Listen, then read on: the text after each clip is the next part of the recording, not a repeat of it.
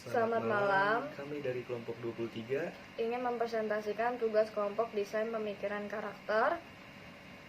Perkenalkan, nama saya Sarah Melina. dan saya Ridho Firman Fadila.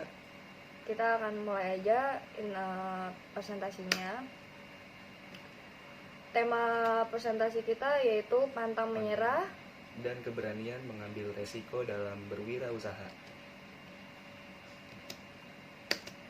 Pantang menyerah. Pantang menyerah adalah sikap kuat yang tidak mudah menyerah dengan tantangan dan rintangan yang ada. Pantang menyerah adalah sebuah sikap yang tidak mudah putus asa dalam melakukan segala hal, dan sikap pantang menyerah ini selalu dibarengi dengan perasaan yang optimis dan mudah untuk bangkit dari keterpurukan. Untuk memiliki sikap yang pantang menyerah, kita juga harus membuka pikiranmu sendiri dan tetap semangat. Jangan sampai kamu dikalahkan oleh rasa putus asa. Kita dapat memikirkan 5 hal yang dapat membuat kita tetap semangat, yaitu 1. Berpikirlah bahwa kamu akan hidup selama-lamanya. 2. Jika kamu yakin, kamu pasti bisa. 3. Mengingat kembali kesuksesan. 4. Bersikap optimis. Dan yang terakhir, ingatlah ada Tuhan. Keberanian dan resiko. Keberanian adalah lawan dari rasa takut. Menjadi berani menyeratkan kesediaan untuk menyelesaikan sesuatu meskipun ada resiko. Resiko adalah bahaya, akibat, atau konsekuensi yang dapat terjadi akibat sebuah proses yang sedang berlangsung atau kejadian yang akan datang. Jadi, keberanian dan risiko adalah hal yang saling berkaitan. Saat kita memiliki keberanian untuk melakukan suatu hal, disitulah ada sebuah resiko. Apabila kita tidak melakukannya dengan baik, seperti seseorang anak kecil dengan berani mengambil buah pisang tanpa alat bantu, maka resiko yang didapat yaitu terjatuh dan luka. Kesimpulan, dalam berwirausaha, memiliki sikap pantang menyerah dan keberanian dalam mengambil resiko memang sangat dibutuhkan, di mana kita tidak boleh menyerah apabila usaha kita yang kita jalankan mengalami kegagalan. Oleh karena itu, keberanian sebelum kita berusaha harus kita pegang sampai usaha kita sukses. Resiko akan selalu ada. Apapun yang kita lakukan pasti memiliki resiko tersendiri, dan kita harus berani menerima resiko tersebut dan berani menghadapinya.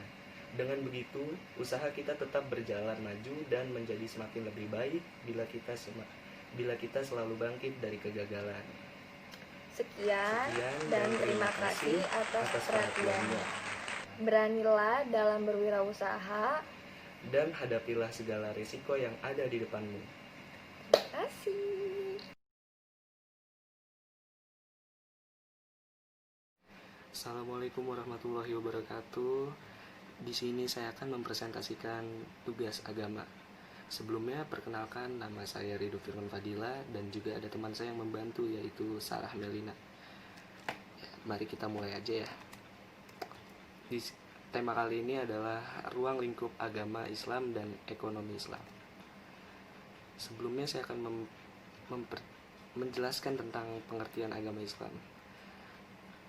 Berdasarkan ilmu bahasa atau etimologi, kata Islam berasal dari bahasa Arab, yaitu kata salima yang berarti selamat, sentosa, dan damai. Sedangkan secara istilah, yaitu terminologi, Islam berarti suatu nama ajaran bagi agama yang ajaran-ajarannya diwahyukan Allah kepada manusia melalui seorang Rasul. Ruang lingkup agama Islam. Adapun ruang lingkup agama Islam sendiri pada dasarnya terdiri atas 3 unsur pokok, yaitu iman, Islam, dan ihsan. Meskipun ketiganya mempunyai pengertian yang berbeda, namun prakteknya saling terkait dan tidak bisa dipisahkan. Berikut penjelasan dari ketiganya. Yang pertama, iman artinya membenarkan dengan hati, mewujudkan dalam perkataan dan perbuatan akan adanya Allah Subhanahu wa taala. Yang kedua, Islam artinya adalah taat, tunduk dan menyerahkan diri atas segala ketentuan yang telah ditetapkan oleh Allah Subhanahu wa taala. Dan yang ketiga adalah ihsan, artinya berakhlak dan berbuat saleh dalam melaksanakan ibadah kepada Allah dengan penuh keikhlasan. Dan kita lanjut aja ya, yang ketiga, ekonomi Islam. Ekonomi Islam diartikan sebagai suatu ilmu pengetahuan yang berupaya untuk memandang, meninjau, meneliti, dan akhirnya menyelesaikan permasalahan-permasalahan ekonomi dengan cara syar'i atau islami. Adapun ruang lingkup ekonomi Islam adalah masyarakat muslim atau negara muslim itu sendiri. Artinya, ia mempelajari perilaku ekonomi dari masyarakat atau negara muslim, di mana nilai-nilai Islam dapat diaplikasikan.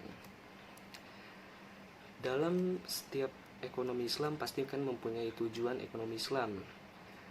Beberapa berikut adalah tujuan dari ekonomi Islam, yaitu pemenuhan kebutuhan dasar manusia di papan, sandang, pangan, kesehatan, dan pendidikan untuk setiap lapisan masyarakat. Yang kedua, memastikan kesamaan kesempatan bagi semua orang. Dan yang terakhir adalah memastikan stabilitas dan juga pertumbuhan ekonomi.